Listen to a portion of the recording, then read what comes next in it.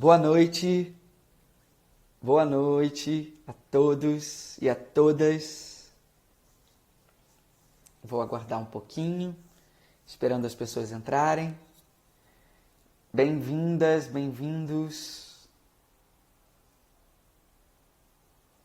Que bom que vocês voltaram, que bom que vocês estão aí. Que bom, bem-vindos, bem-vindas. Vamos começar. Vou falar mais um pouquinho aqui sobre o projeto.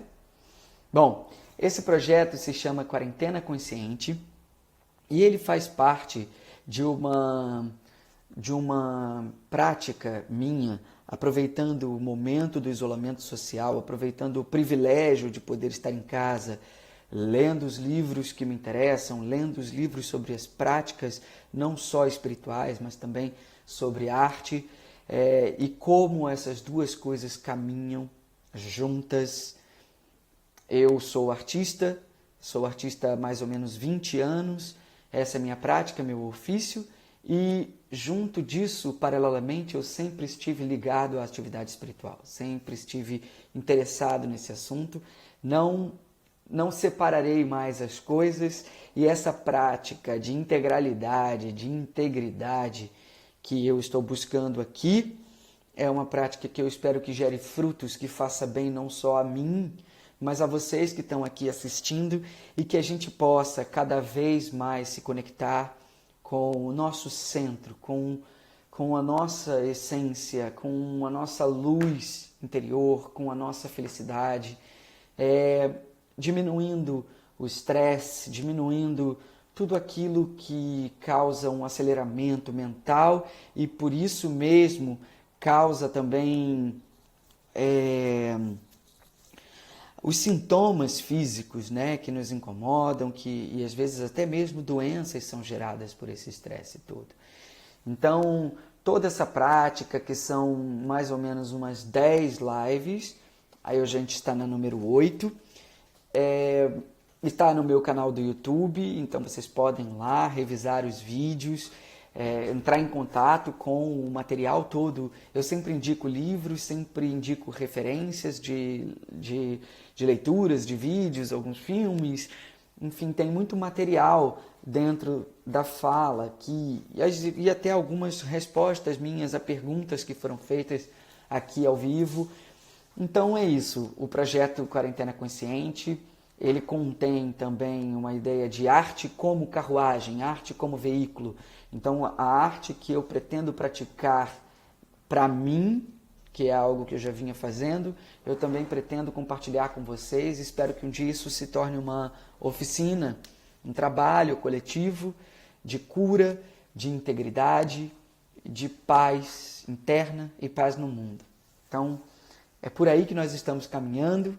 Eu sempre começo também agradecendo aos mestres visíveis e invisíveis, agradecendo a vocês que vêm aqui acompanhar e agradecendo a Carol, minha companheira, que me ajuda sempre, agradecendo também a Luana Carvalho, que faz a arte das lives. Bom, é isso, que bom, obrigado. Obrigado, Regina Cavalcante, obrigado, que bom, que bom. Oi, mãezinha, boa noite. Estamos todos juntos, que bom, conectados. Bom, dito isso, eu vou recomeçar o exercício aqui, que eu havia pedido, que é o de respiração. Experimentem simplesmente agora, só como uma proposição aqui, uma provocação com vocês, inspirar profundamente e respirar soltando o ar, principalmente baixando o peito.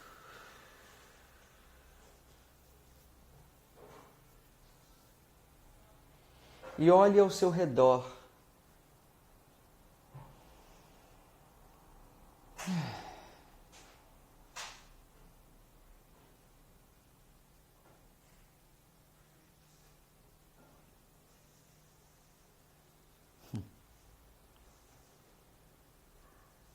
O tema de hoje é atenção plena. E eu trouxe aqui para nós o que para mim seria o grande exemplo dessa prática, né, que se propagou pelo mundo sendo chamada de mindfulness, né?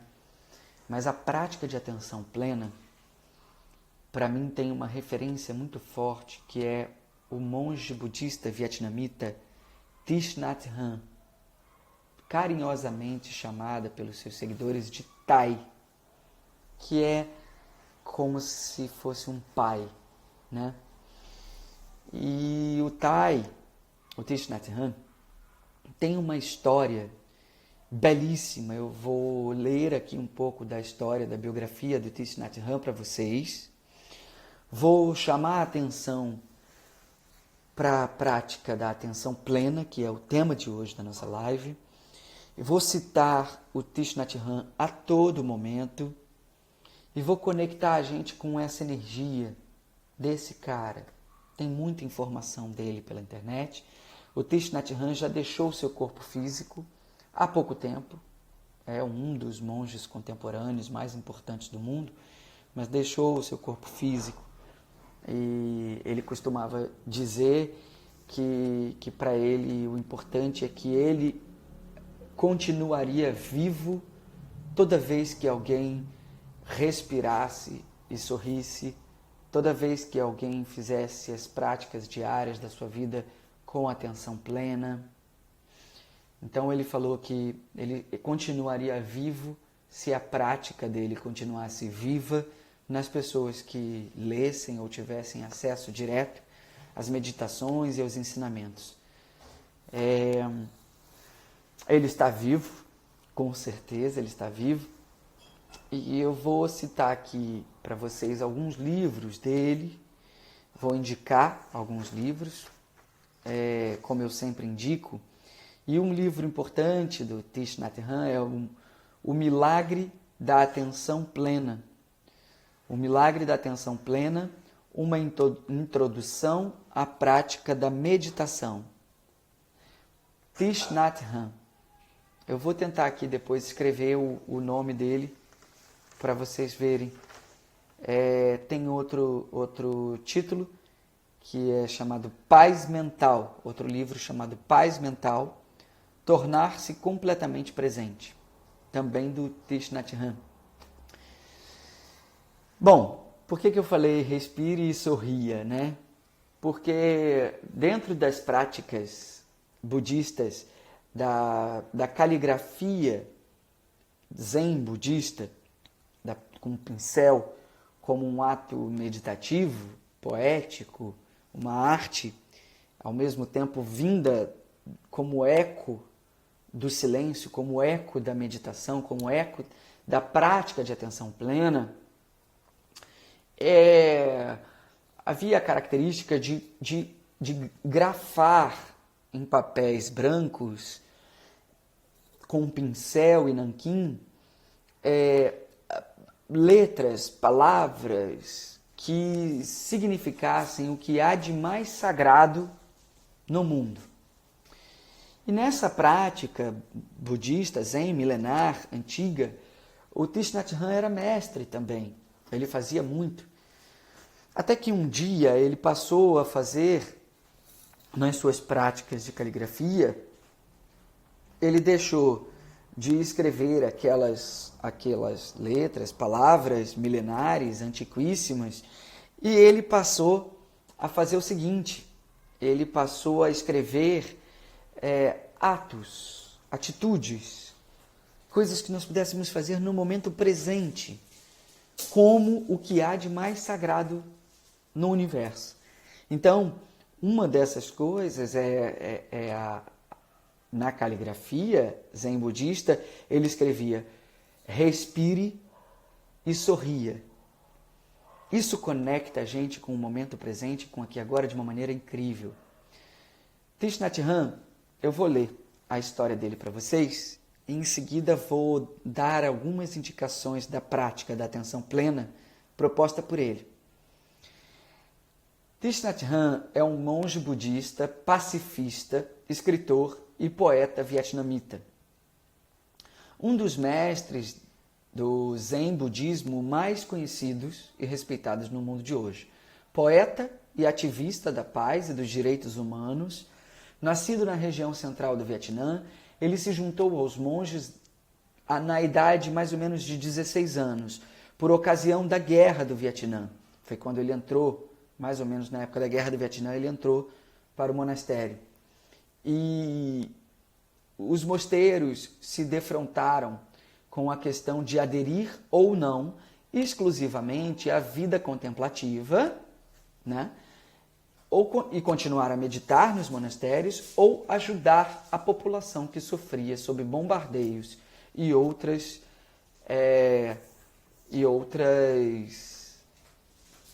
devastações da guerra.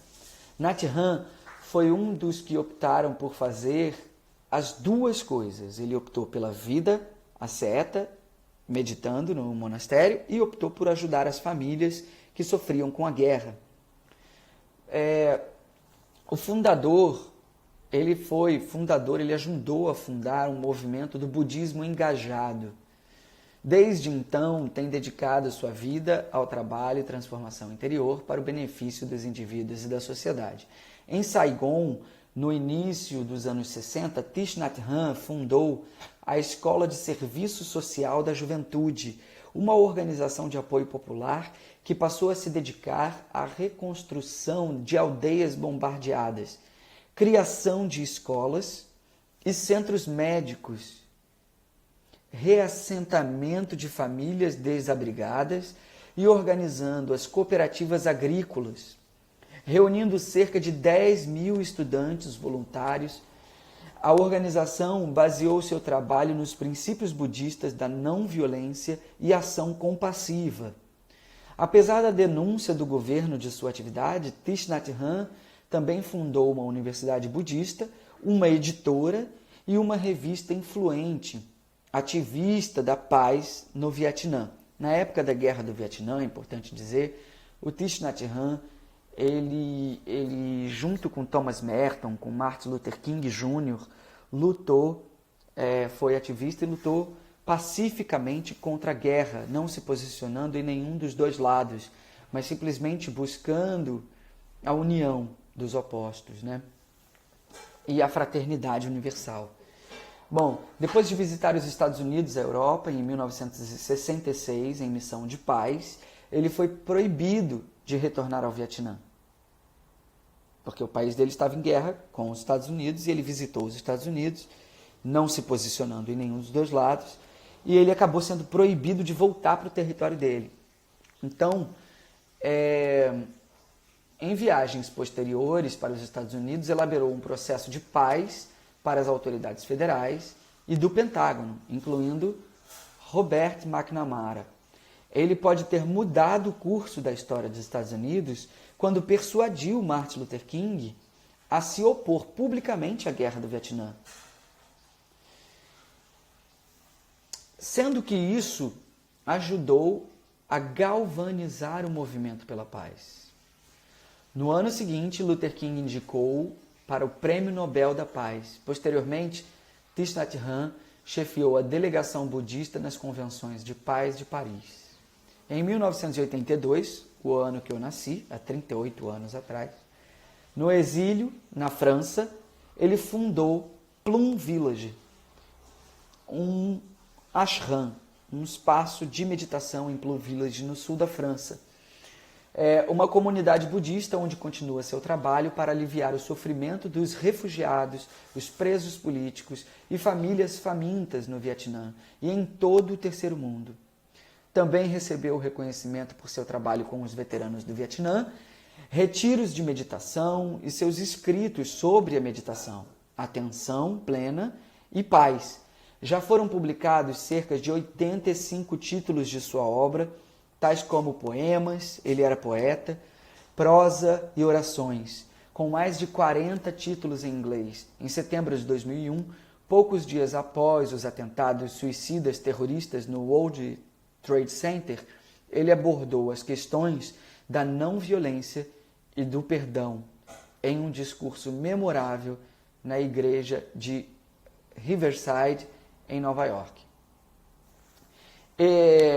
Bom, só queria dar um apanhado do que é esse cara e do exemplo que ele é sobre a não reatividade, sobre uma ação compassiva e sobre a possibilidade dessa ação compassiva ser ativa. Porque quando a gente senta e medita e se transforma e não julga, normalmente as pessoas dizem: esse cara é um passivo que não vai mover nada, que não vai... Não! Pode ser extremamente ativa, engajada e política. A atitude de não se posicionar em lados opostos pode ser, sim. Muitas famílias, ele estava mostrando para as pessoas o que era mais importante e essencial. A vida. Nenhuma vida deve se perder, né? Então foi um homem que para mim é um exemplo maravilhoso, escritor, poeta, então um cara muito dedicado à arte. Plum Village ainda existe, ainda recebe pessoas para os retiros de meditação.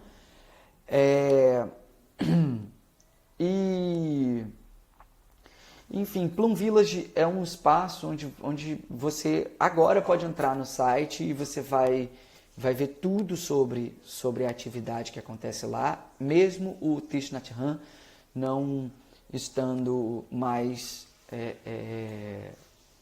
nesse mundo físico, né? Bom, tem uma prática em Plum Village que o Thich Nhat Hanh cita muito, que é uma música que eles cantam. Eu não sei a melodia, não sei cantar, mas sei que a frase é: cheguei, estou em casa.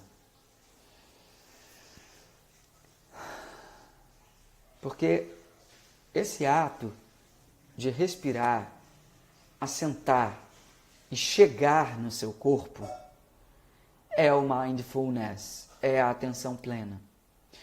Então, ele diz que é a prática de prestar atenção para criar espaço para a percepção. Falar de atenção plena é apenas um estímulo, pois não é algo que se fala, né? Atenção plena é algo que se vive, que se experimenta. Bom, ele diria, Thich Nhat Hanh, que a prática da atenção plena é a prática de chegar sempre. Chegar no aqui e agora. Como ele diz na canção, cheguei, estou em casa. Quando a gente respira profundamente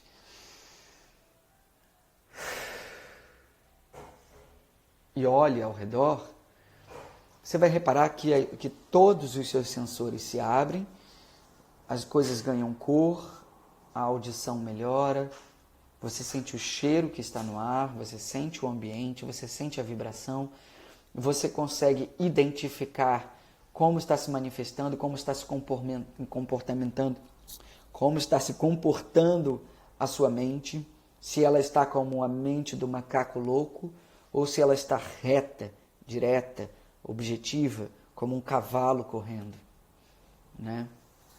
Então ele fala que a prática desse mindfulness, dessa atenção plena, é a prática de chegar sempre. Chegar no aqui e agora.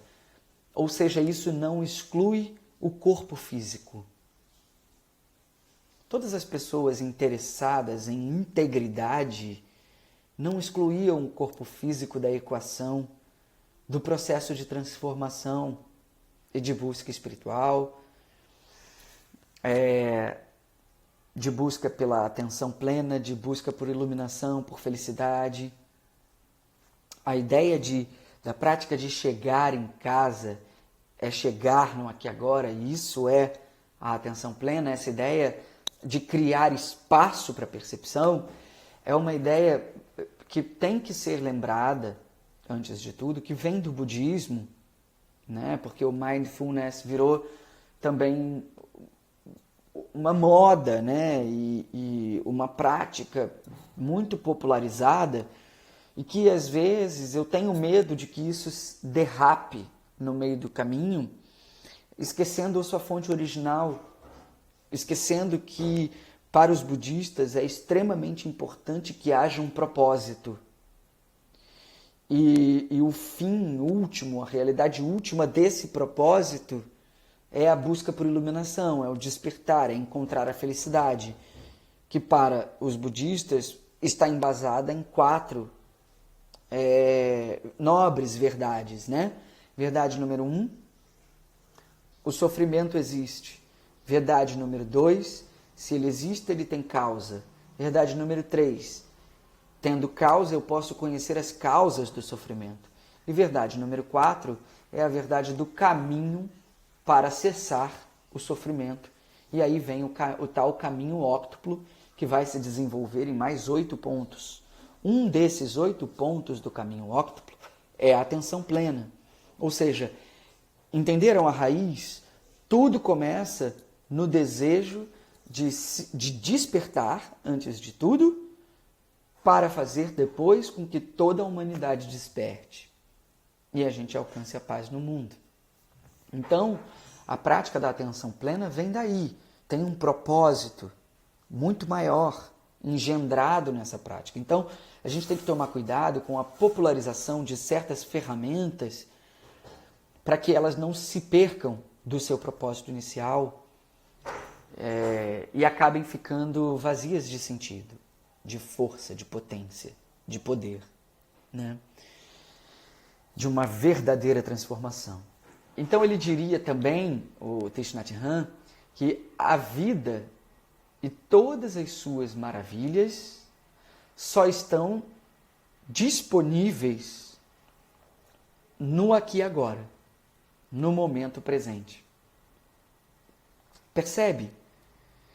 Porque muitas vezes a gente perde o sentido da vida. A gente perde. Muitas vezes a gente entra num movimento imenso, descarrilhado, e aí a gente perde o sentido da vida. E muitas vezes a gente diz, poxa, estou triste, estou em depressão, cai em depressão, gera sintomas físicos, estresse, perturbação, raiva, reatividade. São muitas coisas que partem de uma falta da prática da atenção plena. Então, só um minutinho. Oi, mãezinha. Olha só, anota aí, tá? O milagre da atenção plena. Para quem chegou agora, estou falando os livros que eu indiquei do Thich Nhat Hanh aqui para vocês. Então, ó, são 2 livros, tá? Desse cara que eu estou falando aqui muitíssimo, desse grande mestre. O Milagre da Atenção Plena, uma introdução à prática da meditação, Thich Nhat Hanh. E o outro livro, Paz Mental, tornar-se completamente presente, Thich Nhat Hanh. E eu também posso te mandar, mãezinha, a hora que você quiser. Tá bom? Bom, continuando, queridos. Muitas vezes a gente entra num estado de perturbação, um estado de falta de crença, um estado de desamor, um estado de reatividade, onde tudo que nos atinge, que nos atravessa, vira estresse, vira raiva, vira ódio e vira sintoma físico. Estamos num momento perfeito para o acontecimento disso e para a prática disso. Pois é, como não ser reativo diante desse momento que estamos vivendo? Vamos chegar aí, tá? Mas eu queria falar um pouquinho ainda sobre essa coisa que ele traz aqui, que a atenção plena nos mostra que a vida e todas as maravilhas só estão presentes e disponíveis no momento presente. Então eu só consigo, de verdade, me conectar com essas maravilhas da vida se eu estiver conectado com a atenção plena, se eu estiver tendo atenção plena, tá? Bom, vou falar um pouco sobre o estresse antes da reatividade. O estresse é um dos maiores causadores de sintomas físicos para a gente, né? Lembrando que se nós estamos entrando num movimento de prática de integridade, de ser íntegro, e que a mente não está separada do corpo nesta prática, o estresse gera sintomas físicos. Eu não posso dizer, né, que todas as doenças, todas, sem exceção, hoje eu não posso afirmar isso, têm fundo emocional. Há alguns mestres que falam isso. Então, por exemplo, existe o Dr. Carlos Veiga, que trabalha com biogerenciamento, e ele tem uma página aqui, ele vai falar que praticamente todas as doenças são geradas por fundos emocionais. O estresse é um dos principais fatores disso. E normalmente a gente repara nisso quando a gente começa a repetir pensamentos e eles começam a virar pensamentos que voltam. Pensamentos que a gente passa do 1 para o 2, para o 3, para o 4, para o 5, para o 6 e volta para o 1. Quando você perceber que você está tendo pensamentos recorrentes e que eles estão voltando ao mesmo ponto de origem, você vai reparar que está num ciclo sem fim dentro da sua mente e que isso começa a te dispersar de tudo que está acontecendo ao redor e você passa a não perceber mais o que a sua mente come. E a mente vai virando uma lixeira muito grande. A partir daí, o que a gente bota para dentro, através dos nossos buracos sensoriais, o que a gente passa para dentro de nós, nessa fronteira entre o dentro e o fora, começa a intoxicar, começa a virar algo tóxico. E o pensamento que antes, palavras podem ser tóxicas? Podem ser tóxicas. Elas podem acionar numa outra pessoa o que há de mais tóxico naquela pessoa. Normalmente, o que há de mais tóxico em nós habita no ego, está junto com o nosso ego. O que seria o ego? Essa entidade que se acredita separada de tudo. E dentro dessa separação há o diabo, o diabolizar, o diabólico, separar, dividir, de divisão.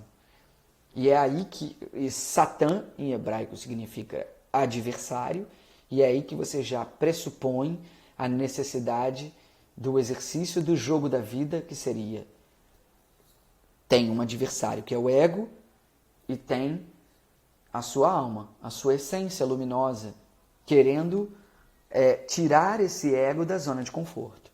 Então esse trabalho interno, esse trabalho do que a gente recebe, do que a gente come, ele é muito necessário para a gente não acionar o estresse em nós. E aí vem uma segunda coisa relacionada ao estresse, que é um dos maiores fatores geradores de estresse na vida. A reatividade. Ser reativo. O que seria ser reativo? Ser reativo não é simplesmente deixar que tudo aconteça sem fazer... Não ser reativo não é simplesmente deixar que tudo aconteça ao léu sem que você se coloque, ou sem que você exista, ou sem que você emita opinião. Não é isso. Não ser reativo é outra coisa. Reatividade é quando a gente tem uma resposta direta dos nossos botões, é quando os nossos botões de irritação são apertados por alguém, por algo que eu vejo no mundo, e normalmente esse algo que eu vejo no mundo, quando me irrita muito, é uma projeção de mim mesmo. Então, esses botões, quando acionados, fazem com que a gente tenha uma reação normalmente diante de venenos mentais. O que seriam os venenos mentais? Os kleshas para os budistas seriam inveja, ciúme, orgulho, raiva, sentimentos que envenenam a nossa mente. Apego, ignorância, são venenos que, sabe assim, o nosso descontrole na capacidade de percepção da realidade, né? Então, a reatividade, dá um exemplo do trânsito, né? Para quem dirige aí, o trânsito aqui no Rio de Janeiro é um absurdo, né? Assim, é muito violento o trânsito. Muitas vezes, quando uma pessoa fecha você, a primeira reação né? A pessoa já grita, já com raiva, já xinga, já briga, né? Porque foi fechado. E isso é uma atitude reativa. Porque a gente não está atento ao que motivou aquela ação da outra pessoa em direção a nós. Mas, como eu, dentro, estava com alguns botões prontos para serem apertados, quais eram eles? O botão da raiva, o botão de repente, achar que tudo o que fazem de ruim é para mim, ou achar que você está sendo violentado, agredido. E veja, esses botões a gente acaba construindo baseados, muitas vezes, em sombras nossas. Né? Sombras seriam aquelas coisas que eu guardo numa sacola atrás de mim porque eu não quero ver sobre mim. Então, traumas, crenças familiares, situações traumáticas na infância, que você, de repente, transforma nesses botões. E aí alguém pode ter o botão de sempre se achar rejeitado, porque deve ter sido rejeitado pelo pai ou pela mãe no passado, né? E aí, ou agredido pelas pessoas, muita agressão, uma casa muito violenta. A pessoa pode criar um botão aqui nela dessa violência. E aí se sentir agredido. Então, quando alguém fecha o carro dessa pessoa, o primeiro botão a ser acionado é aquele que está pronto para... E você reage. O que é o trabalho da atenção plena? Proposta por Thich Nhat Hanh, proposta pelos budistas. O trabalho da atenção plena é não ser mais uma pessoa reativa. É trabalhar esses botões. É mudar a característica desses botões. Tirar de você o botão da crença limitante, tirar de você o botão da rejeição, tirar de você o botão da agressividade, da raiva, dos venenos mentais. Para quando algo assim acontecer, como um carro fechando o seu, você não vai ter botões para serem acionados que gerem uma reação em cadeia de violência e dor e sofrimento. Você só vai fabricar em você botões de compaixão, compreensão, cooperação, amor. Foi isso que Thich Nhat Hanh desenvolveu através da atenção plena.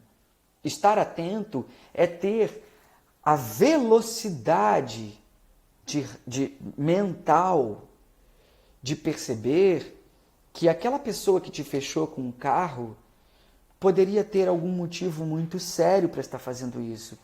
Podia ser, por exemplo, que aquela pessoa estivesse correndo para salvar a vida de alguém. Pode ser que aquela pessoa não tivesse ali algum mal súbito, alguma coisa que ou estivesse passando mal.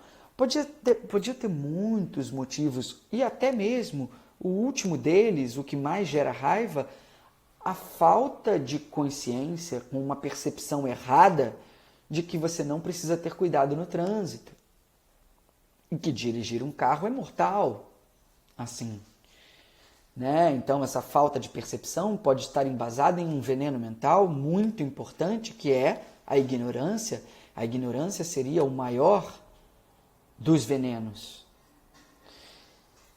E aí você começa a praticar um perdão genuíno em relação às pessoas.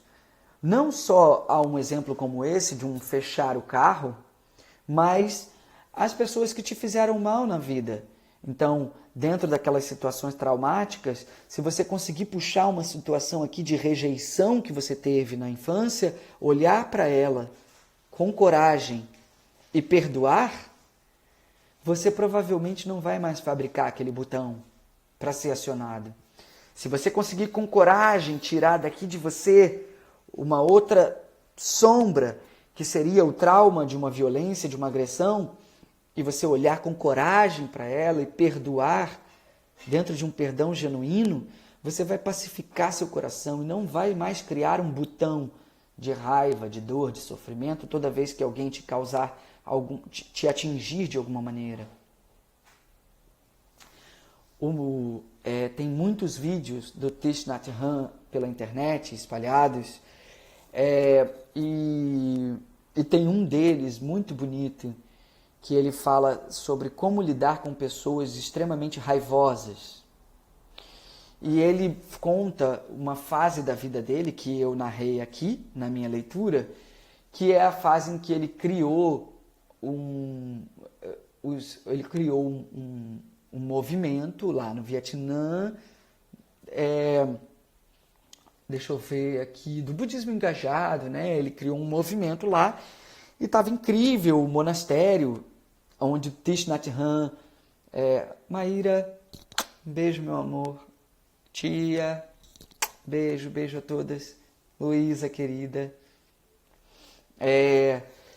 O Thich Nhat Hanh, ele criou naquela época no Vietnã, ele teve um monastério, um grupo, e esse grupo dele começou a ter muita atividade, começou a ter muita força. Muitas pessoas vinham, mais de 500 jovens vinham para passarem um retiro de 5, 6 dias em atenção plena profunda junto com os monges, participando das práticas. E aconteceu do governo se sentir ameaçado por aquela prática, de um budismo engajado, de um budismo forte, movimentando a juventude. O governo olhou para aquilo do Vietnã e se sentiu ameaçado. E começaram a atacar o monastério, começaram a atacar as atividades religiosas e cortaram a água do monastério, cortavam a luz, atiravam em cima, xingavam, humilhavam os monges. E aí, dentro dessa violência toda dos policiais vietnamitas com o monastério, chegou uma hora, eles conseguiram sobreviver ali mais um pouco, 1 ano e pouco, que o Thai fala, e depois eles não aguentaram mais e tiveram que sair, e muitos desses monges jovens daquela época se espalharam pelo mundo e foram para a França, Estados Unidos, Tailândia, muitos se espalharam pelo mundo. O que acontece? Eles nunca responderam de maneira violenta à agressão dos policiais com relação ao monastério. E o Thich Nhat Hanh, nesse vídeo, conta que sempre que alguém atinge ele com raiva, com revolta, sempre que alguém o ataca, ele fica em silêncio. Ele não responde o ataque. Então ele diz, como 3 coisas que ele cita aqui: não responder aos ataques, ficar em silêncio completo quando alguém te ataca. E que ele esperava dias, meses, às vezes até anos, para escrever uma carta de amor para aqueles policiais. e para qualquer pessoa que o ataque. Até hoje ele falava isso, né? Ele já não está mais no corpo físico, mas ele falava isso, que ele se via muito diante dessa situação de pessoas com raiva dele, porque realmente um mestre, para quem já esteve do lado ou perto de algum mestre muito evoluído, ele atinge muito os botões da gente. Os mestres atingem muito os nossos botões, porque eles querem fazer o seu ego sair da zona de conforto. Então, ele fala que até pouco tempo ele era muito atacado e tal. Bom, para terminar a história, ele, depois de muito tempo, escreveu uma carta ele passou a escrever cartas recorrentes, para os policiais vietnamitas que atacaram, porque ele reconhecia aqueles policiais, e ele começou a enviar não só cartas de amor para essas pessoas que atacaram o monastério naquela época, como também começou a enviar, e os estudantes dele começaram a enviar livros dele para os policiais. Num resumo rápido, alguns dos policiais daquela época que atacaram Thich Nhat Hanh e o seu grupo se tornaram membros de Plum Village e viraram monges. Então, é impressionante, não tem limites para onde a compaixão pode chegar, não tem limites onde a gente pode desenvolver o nosso coração compassivo com relação às pessoas que sofrem, e não tem limites para a gente compreender o quanto o sofrimento se manifesta de muitas maneiras diferentes. Muitas vezes aquele carro que te fechou no trânsito, ele pode ter feito até de propósito aquela pessoa. E isso ser sofrimento, porque a falta de capacidade de uma percepção correta da realidade, de que todos somos um só, fez com que aquele homem que tomasse uma atitude impensada. Então, olha a importância da atenção plena. Olha até onde a atenção plena vai, né? Outro tópico que eu queria deixar aqui é o tópico da respiração. A importância da respiração. Olha que lindo, né? Porque aí o corpo já começa a ser veículo de consciência. O corpo como veículo da consciência. O corpo como carruagem para o desenvolvimento humano, para a autodescoberta, para o autoconhecimento e para o despertar. Então, a respiração, simplesmente uma prática contemplativa, ou uma prática como a yoga, ou uma prática meditativa que tenha atividades de respiração, podem contribuir muitíssimo com a nossa prática de atenção plena e, por fim, com a nossa prática espiritual e com a saúde na nossa vida, porque tirando o estresse, né? E se Maíra estiver aí ainda, no Poder do Um, Rav Berg fala, coisa mais linda, ele começa o Poder do Um, o livro O Poder do Um, do Rav Berg, um grande mestre cabalista. Ele começa o Poder do Um falando sobre o estresse como ponto de partida, o estresse como ponto de partida, porque é um dos maiores causadores de sintomas físicos, né, Maíra tá aí, linda, minha teacher. Saudade imensa. Então, um dos maiores causadores de sintomas físicos no corpo, o estresse, muito motivado por uma respiração errônea. Então, tem muitas práticas de respiração. Eu posso falar muitas delas porque no teatro a gente trabalha muito com isso. Para cantar, principalmente, para falar, né? Tem uma professora, a Helena Konstantinovna, é uma professora que dá aula na CAL, e a CAL é uma escola de teatro, um centro de arte, aqui no Rio de Janeiro, e a Helena Konstantinovna, ela ensina, ela dá aula de fala cênica e ela ensina uma prática chamada ginástica paradoxal. A ginástica paradoxal é toda para dentro, né? Então é paradoxal porque tem aquele sentido da ginástica ser para fora, de abrir os braços, de expandir o corpo, né? Aquele sentido da ginástica da expansão, nesse caso é para dentro. Então tudo é fungando.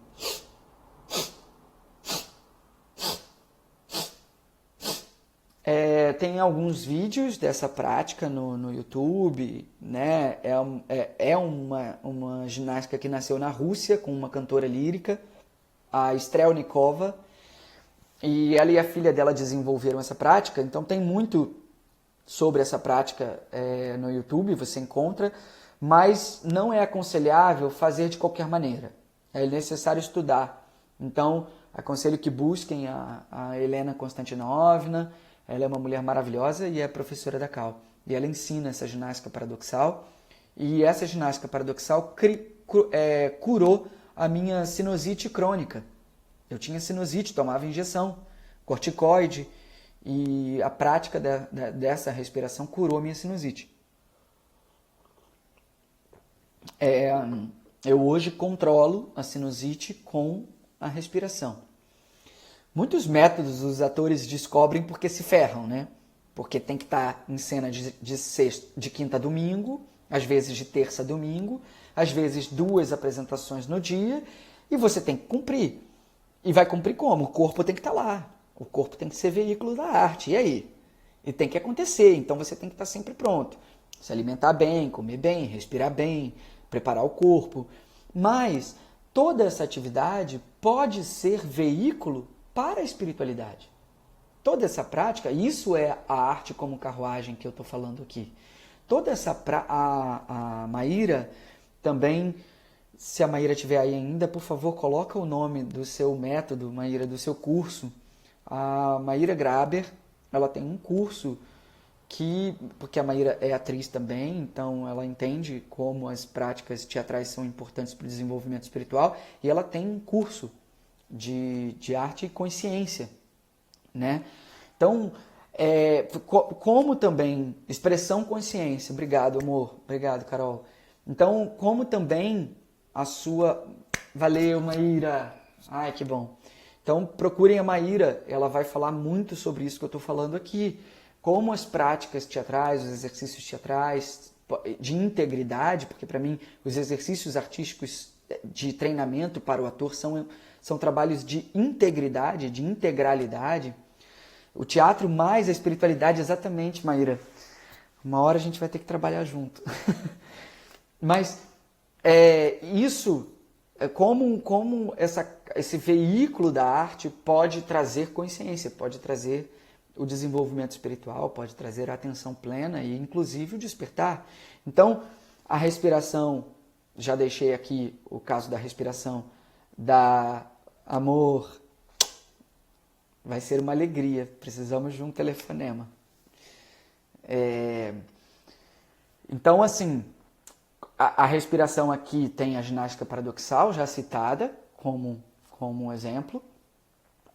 A gente tem a yoga e as práticas da yoga. Eu descobri um negócio fazendo yoga com a Dani Visco. Dani Visco é uma grande professora que está aqui também no Instagram. Eu amo a Dani Visco. A Dani Visco, ela me fez sacar uma coisa, ela não falou nada não. Eu reparei que nas práticas budistas, de alinhamento dos chakras e de autocura, tem alguns animais de poder, alguns animais importantes que são exemplos, símbolos para cada chakra.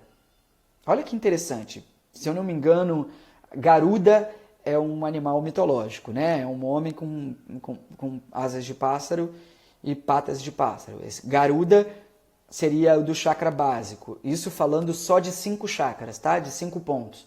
Garuda seria o chakra básico e umbigo seria o cavalo.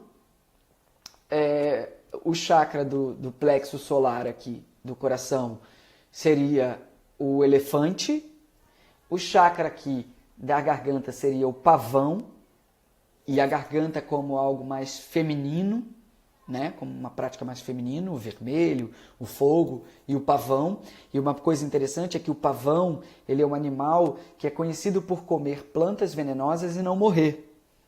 Então, olha que lindo, como o feminino pode atuar através da simbologia do pavão, como uma capacidade de transmutar os venenos mentais e a toxicidade da nossa mente, né? Conheci Garuda em Bali. Então, Garuda é o símbolo do chakra básico para eles. E o último chakra, o leão. O chakra da cabeça, o leão. Então, eu vendo a aula da Dani Visco, brincando com isso, estudando isso, eu saquei que a respiração do cavalo é muito semelhante à respiração do pranayama na yoga. E o umbigo é um lugar muito importante aqui abaixo do umbigo, 3 dedos abaixo do umbigo, é um lugar muito importante como centro do corpo em todas as atividades orientais. É o Tanchen na China, né? Tem outros nomes, eu não vou lembrar agora. O Yoshi Oida, um ator maravilhoso, ensina muito sobre esse ponto.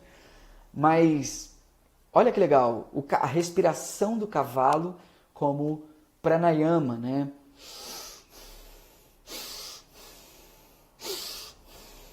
Essa capacidade. Sim, Maíra, o Ki seria a energia universal vital, né? Mas esse ponto no Japão, eu não sei como eles chamam, esse ponto 3 dedos abaixo do umbigo, 3 dedos para dentro. Tem um nome no Japão. Na medicina chinesa eu sei que é Tanchen.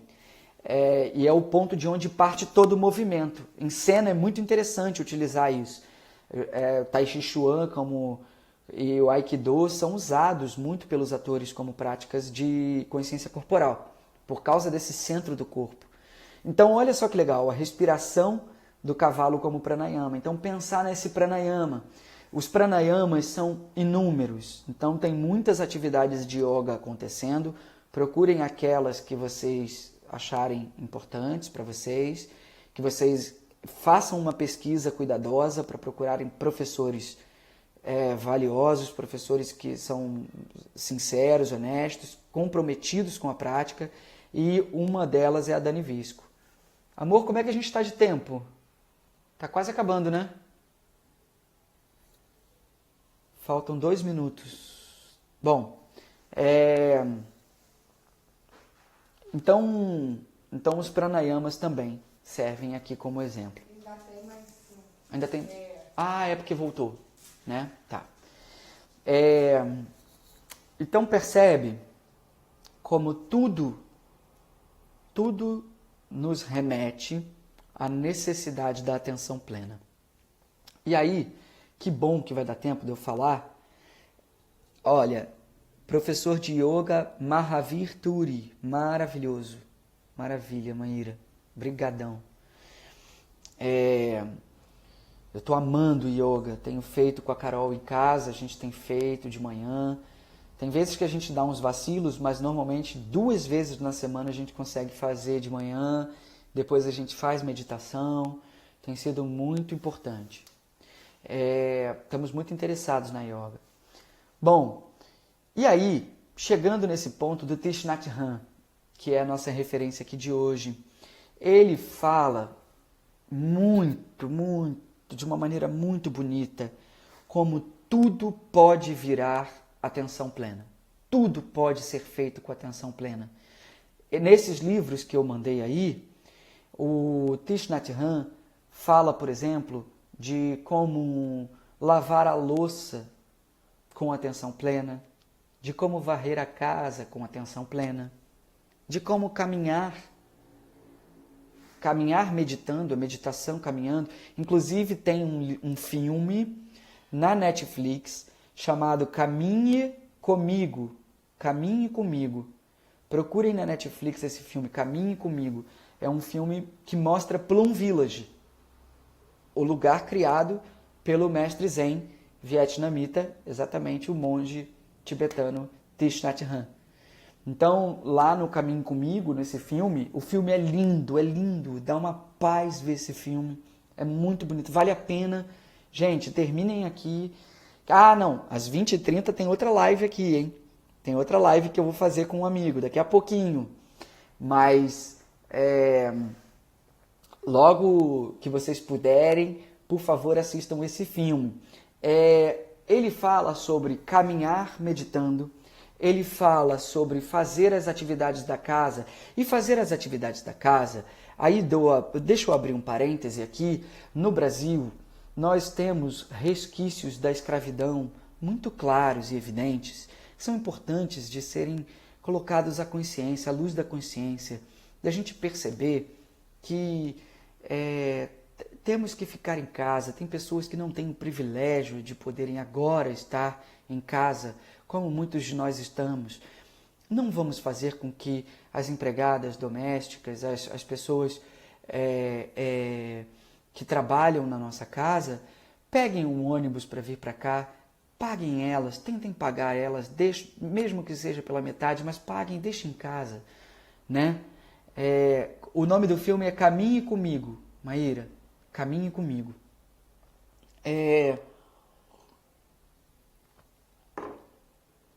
E experimentem, para você que pode, experimente tomar conta das suas práticas de cuidado da casa, limpar a casa, varrer a casa, limpar o vaso, né?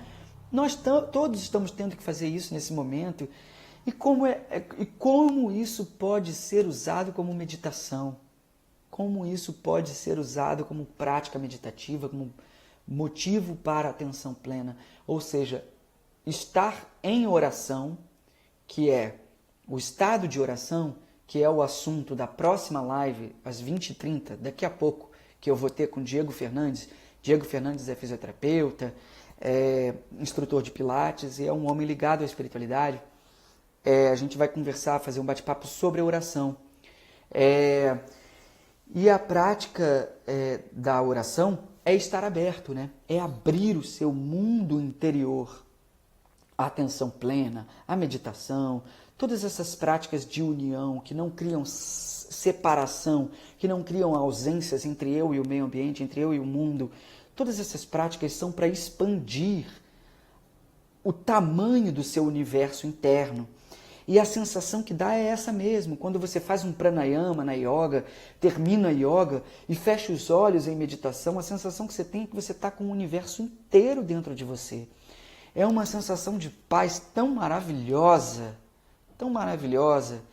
de assentar-se na impermanência, de aceitar que tudo passa, de que vivemos um mundo ilusório e transitório e de que o essencial, na verdade, é o que não é apreendido pelos 5 sentidos.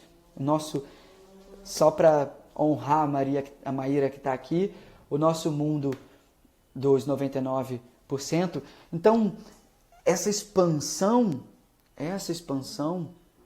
um minuto, é extremamente importante. Bom, isso é o estado de oração e é o que nós vamos falar daqui a pouco, daqui a meia hora. Eu vou só tomar aqui um cafezinho com a Carol e já volto para conversar com o Diego. O Diego é que vai me chamar. Oi, Diego. O Diego chegou aí, um cara incrível, um grande amigo. Nós vamos falar sobre oração, egrégora e formações mentais. Me corrige aí, Diego. Bom, então, gente, estamos juntos. Dediquemos aqui essa live e os méritos gerados por ela e toda a energia positiva gerada por essa conversa, por esse bate-papo aqui, vamos dedicar a todas as pessoas que estão precisando, a todos os seres sencientes, a todos que estão sofrendo agora nesse momento. Um beijo enorme, muito obrigado e voltem sempre, eu vou continuar fazendo. Um beijo grande.